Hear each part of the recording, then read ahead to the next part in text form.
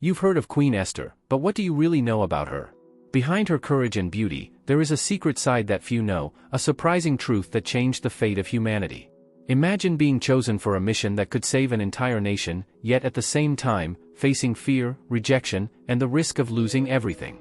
In this video, you'll discover how Esther overcame unimaginable challenges, faced her greatest pains, and became a symbol of faith and determination. Get ready for a story that not only inspires but also transforms lives. The story of Esther takes place in the Grand Persian Empire, one of the largest and most powerful kingdoms of antiquity, where King Xerxes, also known as Ahasuerus, ruled with absolute authority. The empire stretched over vast lands, from east to west, and King Ahasuerus was feared and revered by all who were under his dominion. His court was a place of indescribable luxury, with wealth beyond imagination and a complex political landscape where decisions and alliances shaped the destinies of entire nations. But as impressive as King Ahasuerus' royalty was, his reign was also immersed in an atmosphere of oppression and control. The empire was a patchwork of different peoples and cultures, among which were the Jews, who lived under the weight of discrimination and persecution. It was a time of shadows for those who belonged to this ancient lineage, as Jews were viewed with suspicion, many forced to live as exiles, far from their homeland. In the midst of this tense atmosphere, a young Jewish woman named Esther emerges. Unlike many others, she did not live in great poverty, but neither was she a person of prominence. She was raised by her cousin Mordecai, a wise man faithful to God, who loved her deeply. Esther was beautiful, not only in her appearance but also in her purity of spirit and kindness, although deep down, she carried the secret identity of being Jewish, something she had to keep hidden at all costs. Imagine Esther's life, a young woman who, although surrounded by luxury and beauty, knew that simply being Jewish could put her life in danger. She grew up in a world where her religion and heritage were viewed with hostility, and many of her brothers and sisters in faith lived under a veil of fear. Esther knew that her true identity was something that, if discovered, could lead to her marginalization or, even worse, condemnation. Even though she was an important part of the community, she saw herself as just another young woman among many, never imagining the great role destiny had in store for her. But Esther's life was about to take an unexpected turn. The empire, ruled by King Ahasuerus, was in a turbulent phase, and the king's court itself was in a moment of uncertainty. An event, seemingly simple but with great impact, was about to unfold, and Esther's life would be changed forever. She didn't know it yet, but the pieces of destiny were moving, and the story that seemed so ordinary would become one of the greatest episodes of courage and faith the world had ever known. Esther, with her seemingly peaceful life, was about to be called for a role she could never have imagined, the chance to become the queen of an entire empire, but at a high price, a price that could mean losing her own identity and her life, all in the name of a greater cause. Destiny, which until then seemed to be in her hands, would soon become something she would have to embrace, with wisdom, faith, and courage. This is the beginning of a story that starts in the shadows of an oppressive empire, but reveals the power of God to transform ordinary lives into moments of extraordinary salvation. Esther's journey, the young Jewish woman with a secret destiny, was just beginning. Imagine a grand palace, with corridors of shining marble and rooms decorated with the finest luxury. It was the kingdom of Xerxes, the powerful king of Persia, who ruled over a vast land. He was known for his grand feasts, where nobles and officials, men of power and prestige, gathered. It was a time of splendor, but also of rigid rules and unyielding hierarchies. At one of these feasts, King Xerxes decided to do something grand. He wanted to show the world how rich and majestic his kingdom was, so he called for a banquet for all the officials and subjects of the empire. It was a 7-day event, where wine flowed freely and food was endless. However, at the height of this celebration, the king, with his heart full of pride and his intention to impress, made a decision that would change everything. Xerxes, seeing his court filled with imposing and powerful men, thought of a way to display his grandeur even more. He ordered that his wife, Queen Vashti, be brought to his presence, wearing her royal crown. He wanted everyone to see Vashti's beauty, so she could be admired and celebrated in front of them all. But what he did not anticipate was that this desire for display would lead to an unexpected reaction. Queen Vashti, upon hearing the king's order, refused to appear. She knew that being displayed as a mere object of adoration was not her will, and, more than that, it was a humiliation. Vashti, with all her dignity and wisdom, made a bold decision: she disobeyed the king. This action by Vashti was more than a simple act of rebellion. It was a direct blow to the authority of King Xerxes. In a kingdom where the absolute power of the monarch could not be contested, this refusal was seen as a challenge to his sovereignty. His advisors were alarmed and concerned about the implications of this disobedience, fearing that it might inspire other women to also defy their husbands, jeopardizing the social order that governed the empire. In his frustration and anger, King Xerxes sought counsel among his wise men and officials, looking for a solution to restore his authority. It was then that the decision was made: Vashti would be deposed and removed from the throne. The king, in his rage, not only removed her from royalty but also decreed that she would never again be allowed into the king's presence. This sudden fall of Vashti was a moment of great loss and uncertainty. She, who had been queen, now found herself removed and isolated. For the kingdom, the loss of Vashti meant the loss of a central figure, a woman of great beauty and dignity, but also a woman who had refused to submit to absolute and unchecked power. For the Persian people, this episode of disobedience and removal brought confusion and questioning.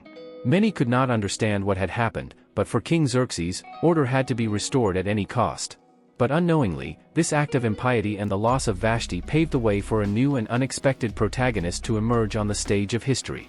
And here enters Esther, a young Jewish woman unknown to all, who could never have imagined that a simple twist of fate could put her on a path that, without her knowing, would have the power to save an entire nation. The removal of Vashti cleared the way for a new queen to be chosen, and Esther, who had never sought such a destiny, would find her life changed forever.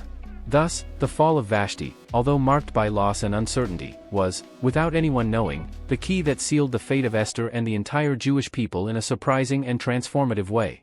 Esther was a simple young woman with a pure heart and natural beauty that, though understated, did not go unnoticed. She lived in Susa, the capital of the Persian Empire, with her cousin Mordecai, who had adopted her after the death of her parents. She was not royalty and had no great wealth, but her life, until then, had been peaceful and marked by faith in God. Nothing in her routine suggested that her life would take such an unexpected and transformative turn. However, Esther's story begins to change when King Ahasuerus, also known as Xerxes, decides to hold a grand event to find a new queen. Vashti, the king's wife, had disrespected him so deeply that she was banished from the palace, leaving the throne vacant. In search of a new queen, Ahasuerus orders that all the most beautiful young women in the empire be brought to the palace for a great competition. They would undergo a process of preparation, and at the end, the king would choose one of them to be his wife and, thus, the new queen. Esther, like many other young women, was chosen to participate in this royal contest. But what made her special? She was not, at first glance, the richest or the most famous. She came from a simple family with no high social status, but there was something about her that made her stand out, something beyond her physical beauty. Her humility, kindness, and purity of heart were rare qualities that made her even more attractive in the king's eyes, although he did not know this at the time. When she was taken to the palace, Esther felt a bit out of place. It was a world far from what she knew. But the young woman remained calm. She knew that, as a Jew, her identity was something she should protect, so she did not reveal her origins to anyone. Mordecai, her cousin, had always advised her to keep this secret. For her, being Jewish was something private and important, something that should be kept quiet, especially in this moment of great uncertainty. In the palace, the young women were treated with luxury and intense preparation. They underwent a long period of beauty treatments, including special baths, massages, and the application of the finest perfumes. They were being prepared to impress the king, and although many of them were beautiful, Esther stood out. Her serene demeanor, respectful posture, and the way she treated everyone around her with kindness set her apart. Unlike others who sought to impress in an obvious way, Esther did not try to draw attention. She simply presented herself as she was, true, simple, and graceful. There was something almost mystical about her presence, a tranquil energy that won over everyone around her. Even without knowing it, Esther was beginning to prepare for something much greater than she imagined. Her beauty was not just exterior, it reflected the beauty of her spirit, which was recognized by those around her, especially the eunuch in charge of the young women preparing for the king. Impressed with Esther, he decided to give her special treatment, offering her the best care and the finest food. Despite the grandeur of the event, Esther remained true to herself. She was not swayed by the pomp, and her sincerity and lightness were noticed. When the time came to present herself to the king, the young woman did not risk trying to be someone else. She entered with confidence, not because of her appearance, but because of the strength of her character and her ability to impress with her pure heart. King Ahasuerus, upon seeing her, was deeply impressed. Esther, with her serene beauty and the strength of her spirit, won his heart immediately. In his mind, he knew that she was the woman who should be his queen. When Esther entered the king's presence, what he saw was more than just a beautiful young woman. He saw a woman who radiated a unique aura, someone worthy of sitting beside him on the throne. The story of Esther begins at a time of great transformation.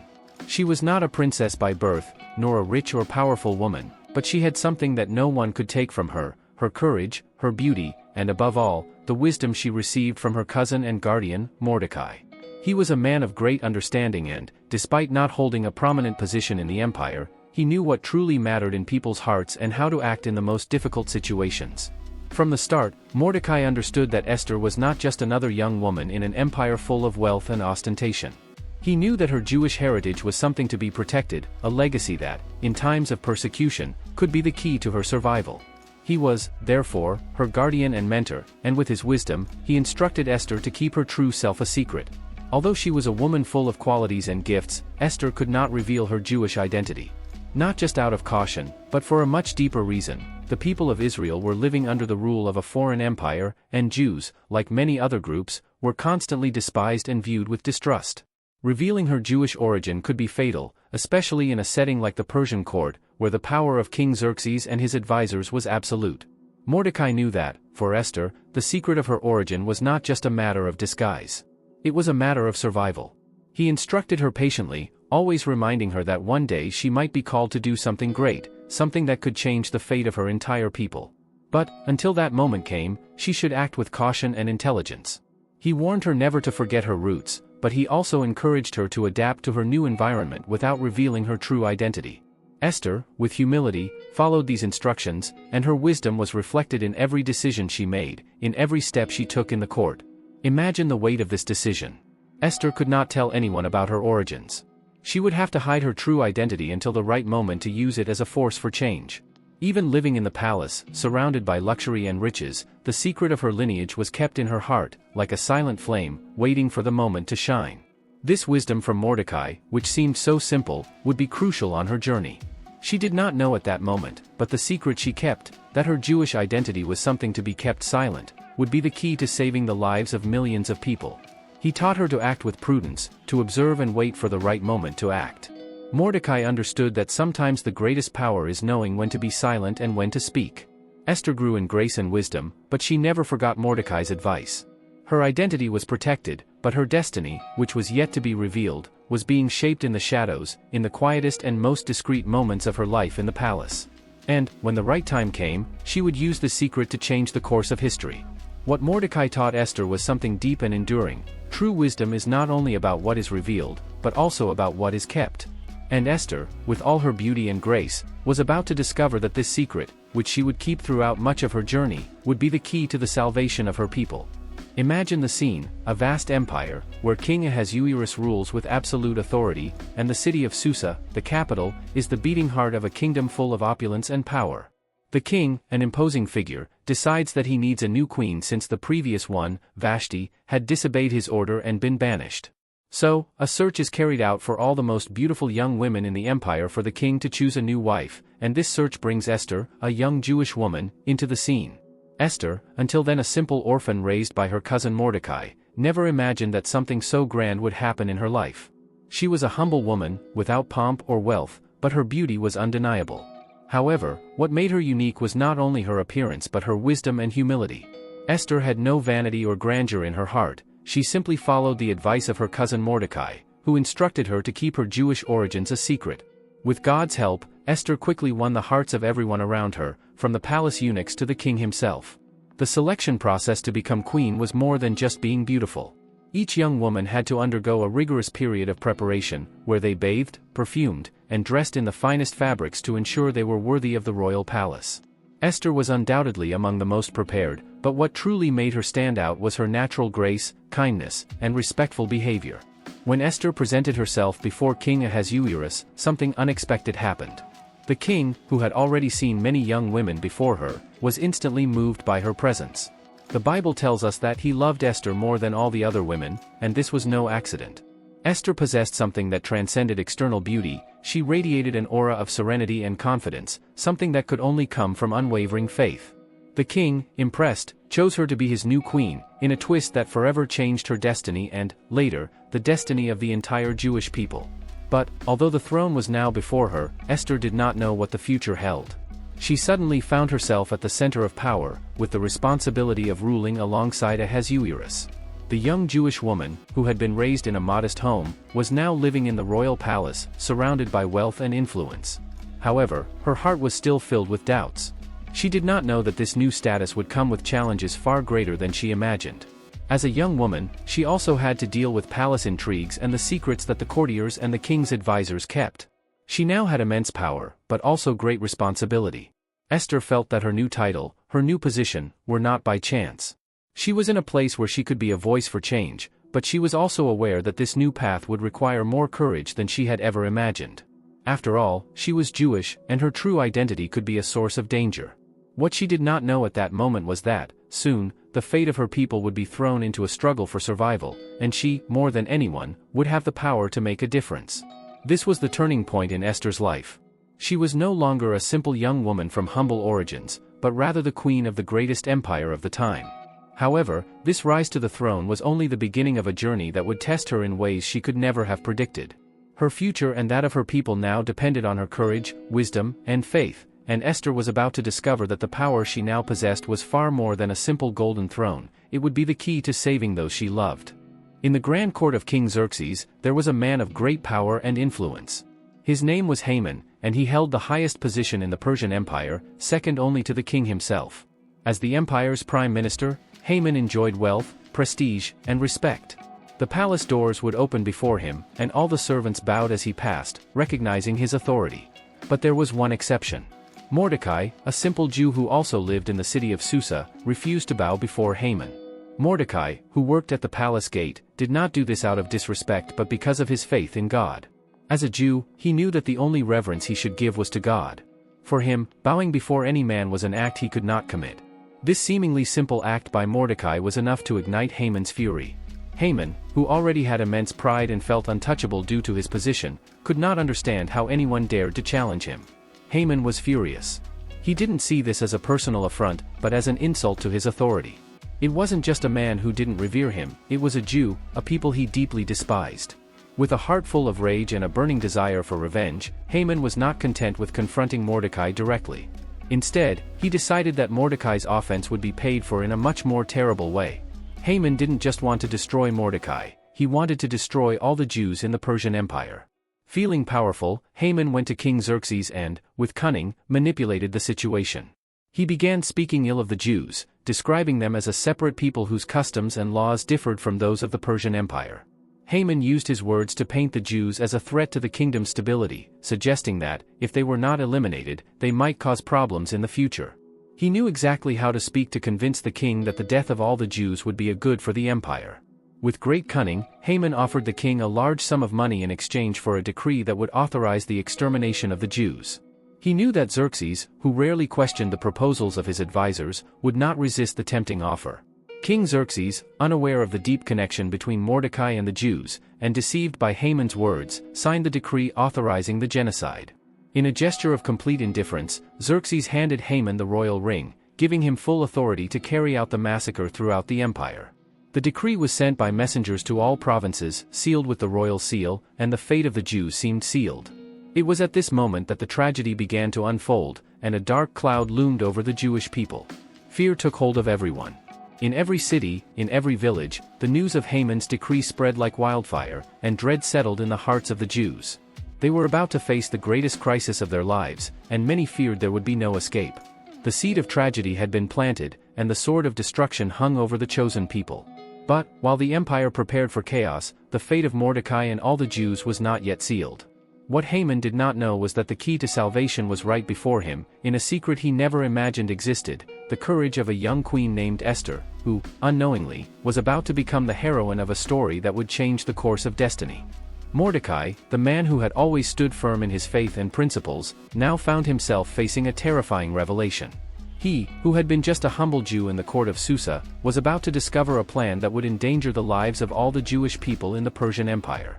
It all began when Haman, one of King Xerxes' most powerful officials, decided that his honor and authority should be recognized absolutely. Haman was an arrogant man, full of pride and envy. He believed that the empire revolved around him, and to him, obedience was an order, not a choice. However, Haman did not expect the resistance of a simple man, a Jew named Mordecai. Always faithful to his faith, Mordecai refused to bow before Haman, as everyone else did, not out of personal disrespect, but because for him, only God should be worshipped and revered in that way. This small act of courage by Mordecai ignited Haman's wrath. Not satisfied with the disobedience of a single man, Haman decided to take revenge on an entire nation. In his bitter heart, poisoned by pride, he devised a diabolical plan to exterminate all the Jews in the Persian Empire. Haman went to King Xerxes and, manipulating the situation, convinced the king that there was a people scattered throughout the empire who did not follow Persian laws.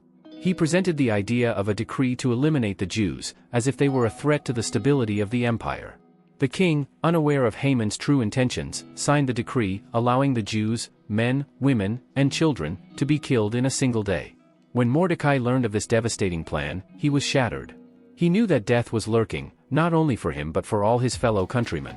Fear gripped his heart, but he knew he could not stand still. The responsibility was now his. He could not allow the fate of his people to be sealed without doing something about it.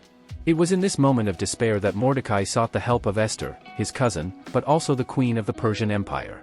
She, now in a position of great power, might be the only person with enough influence to intervene before King Xerxes. Mordecai, with a voice filled with anguish, sent a message to Esther, explaining the gravity of the situation. In his words, Mordecai revealed not only Haman's plan but also his own faith and hope in God. He knew that Esther had been placed in the position of queen for a divine purpose. Mordecai believed that perhaps, just perhaps, she was the only one capable of saving their people, for this was the moment to act. He said something powerful and full of wisdom. "Who knows if you have come to the royal position for such a time as this?" Mordecai challenged her, but also invited her to see that perhaps this was the reason she was where she was, not to enjoy luxury and power, but to make a difference at a crucial moment in history. Mordecai knew that Esther was facing a deep moral and spiritual dilemma. She had the option to hide behind her position as queen, protecting herself and keeping her secret, but that would mean the condemnation of her people. On the other hand, if she chose to face the king and reveal her identity as a Jew, it could cost her own life. The weight of responsibility now rested on her shoulders, and what she would do from that moment on could change the destiny of the entire nation.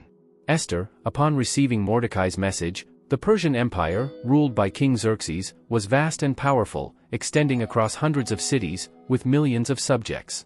Within this empire, there was a figure of great importance, but one who hid her true identity, Esther. She, a young Jewish woman, had been chosen to be queen of a vast kingdom, without anyone knowing her origins. Esther lived a life full of privileges, but at the same time, she carried a silent responsibility, unknown to everyone, to protect her people, the Jews, who lived under the empire's dominion. However, this peaceful and silent scene would soon be shaken by a ruthless enemy, Haman, the most powerful man after the king himself. Haman, proud and vain, desired to be treated with reverence and adoration by all the empire's subjects. When he walked through the streets, everyone was expected to bow to him as a sign of respect. But there was one man who refused to do this, Mordecai, Esther's cousin. Mordecai, a righteous man with firm principles, could not bow before Haman because he knew that only God deserved such reverence. His refusal deeply angered Haman, and this wounded pride turned into a desire for revenge against the entire nation of Mordecai. It was then that Haman, with his heart full of rage, devised a wicked plan.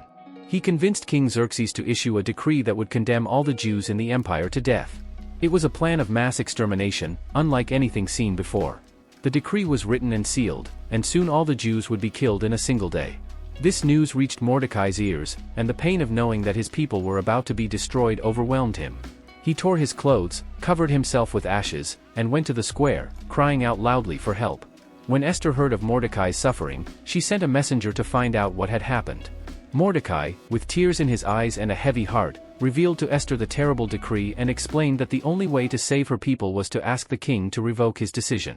But there was a great obstacle: approaching the king without being summoned could result in death. Only if the king extended his golden scepter could someone speak to him, and that did not happen often. Esther knew she would risk her life. It was then that Mordecai, with an urgent tone, sent a message to Esther. He spoke words that would be a lamp of faith in the darkness of that moment. "Do not think that because you are in the king's house you will be safe. If you remain silent, help will come from another place, but perhaps you have come to the royal position for such a time as this, to save the people of God," he wrote. Mordecai's words were like a call. He was not just speaking of the reality of the situation, but also of the possibilities that Esther could not see on her own. The courage she needed to find was inside her, and it was time to make a decision. Mordecai was telling her that perhaps the reason she had been chosen to be queen was not just to live in palaces and enjoy wealth, but to act in such a moment when her people were about to be annihilated. As Esther read this message, she felt torn between fear and duty. She knew that by acting, she would be putting herself at risk.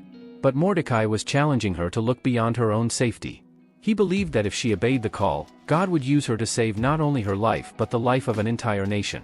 Esther then made a difficult but courageous decision. She knew there was no choice.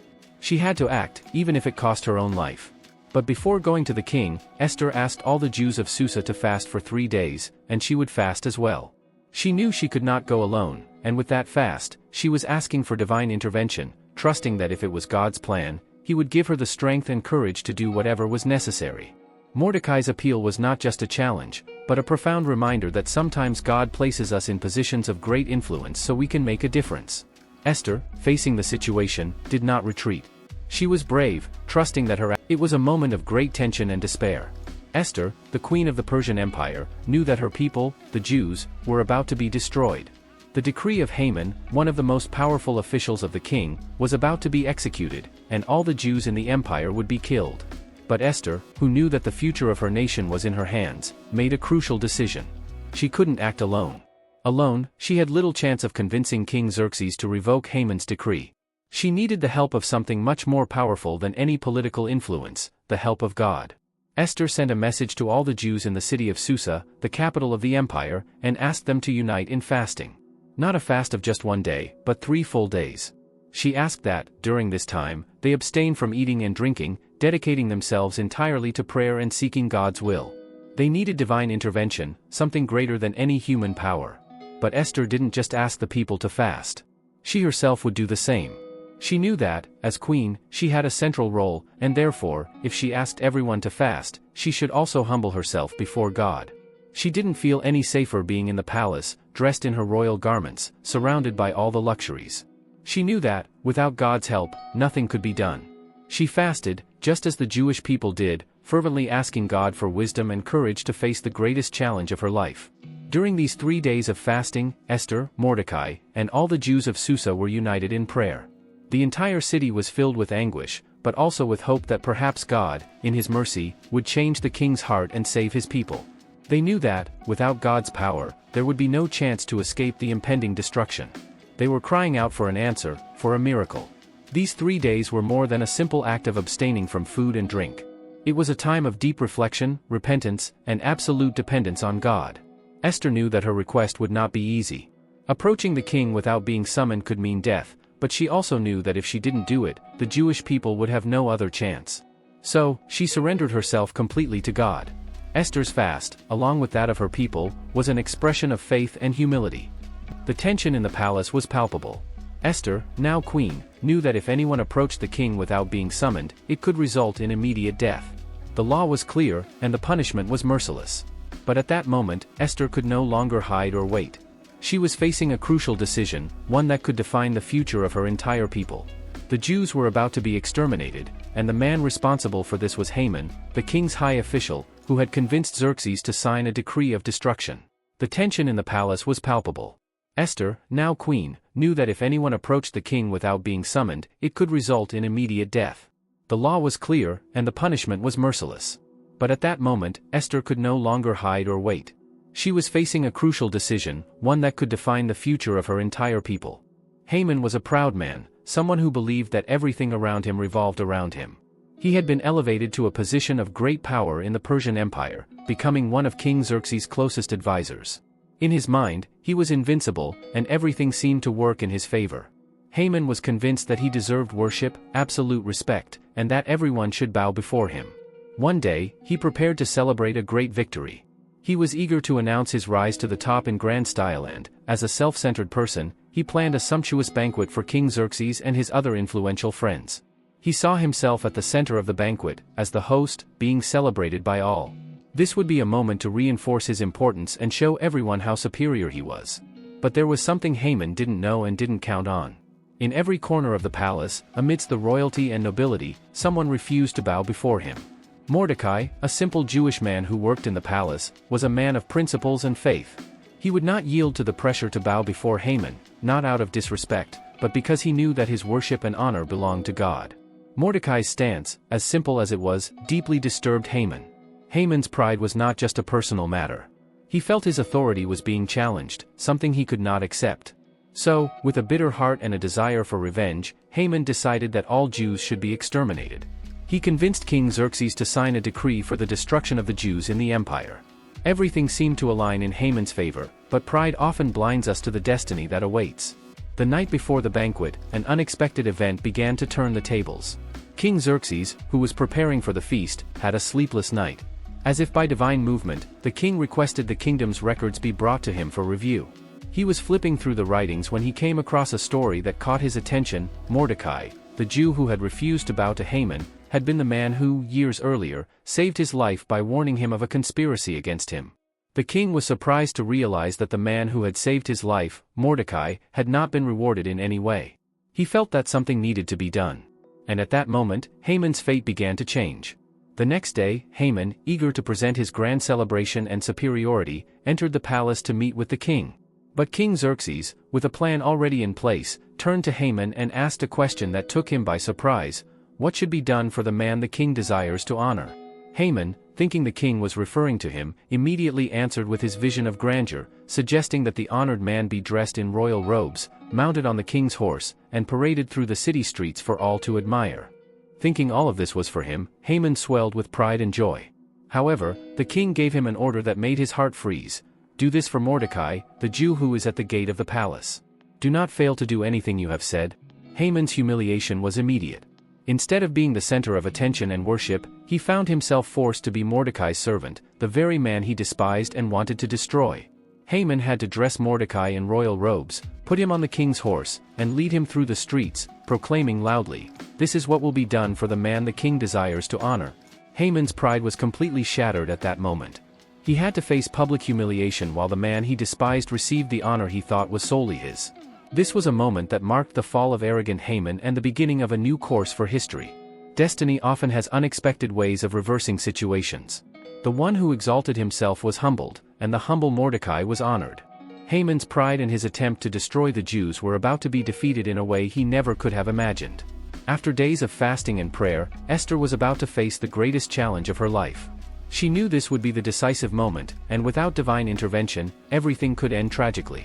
The fate of her people rested in the hands of King Xerxes, and she, a simple young Jewish woman, was about to reveal to the monarch the deepest secret of her life.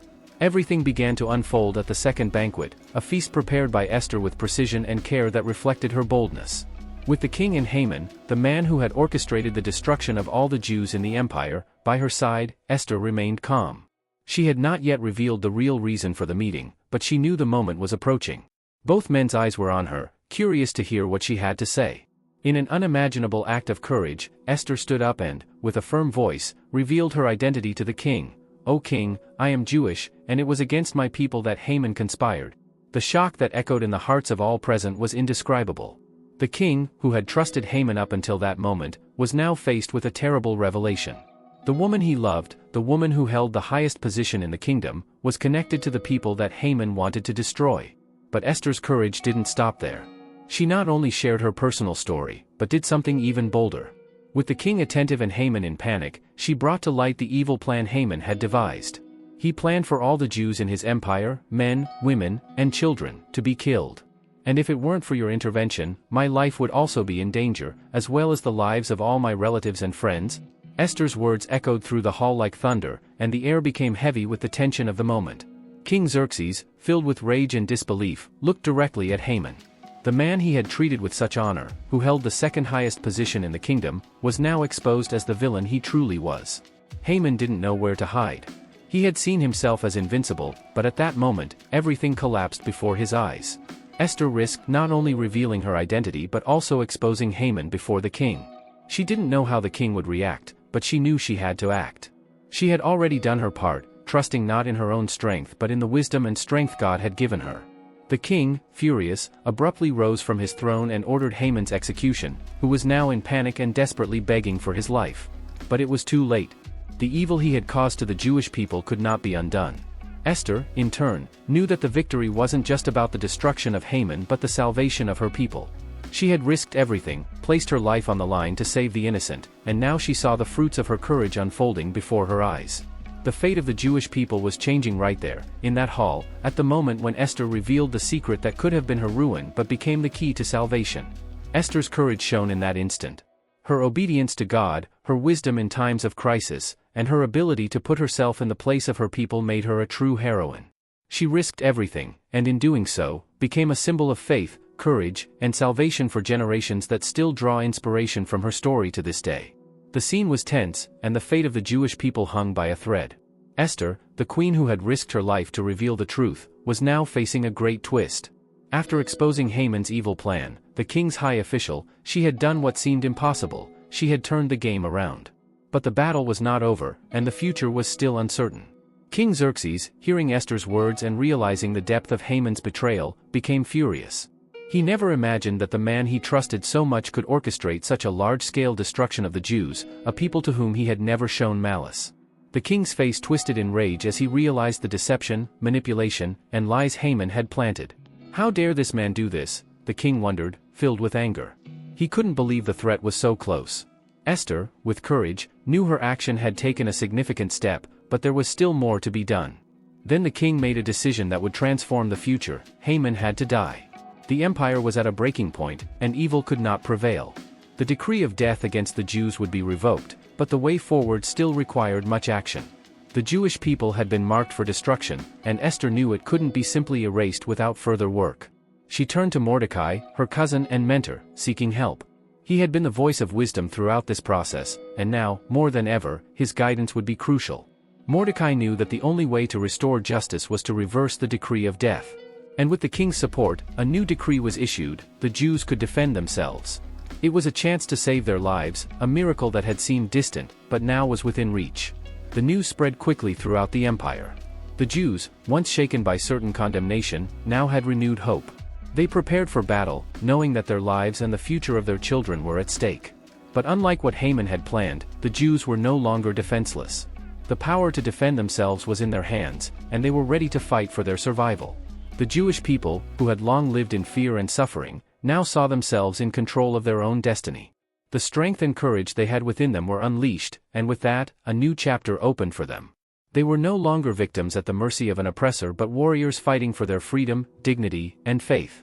In the end, the victory was clear. The Jews defeated their enemies. Those who had once plotted their destruction now fell before the strength God had placed in their hands. The Persian Empire saw a historic turnaround, and the reversal became an example of divine justice. Throughout the empire, the Jewish people celebrated. The streets of Susa filled with joy, songs, and dancing, for what seemed to be the end turned into a new life for them. They remembered how fear was turned into courage, anguish into hope, and death into life. This is how the destiny of the Jewish people was altered forever. Esther, a simple woman but of great faith, was the key to this change. Her act of courage reflected the power of God, who used a queen to save a people. The empire was transformed, and Esther's story became one of victory, salvation, and a reversal that changed the fate of an entire nation. Now, everyone remembers and celebrates the miracle of the salvation of the Jews, and Esther's courage remains alive as an example of faith, action, and hope. The Jewish people, more united than ever, saw in Esther the strength of a greater purpose, and together, they celebrated their freedom with eternal joy.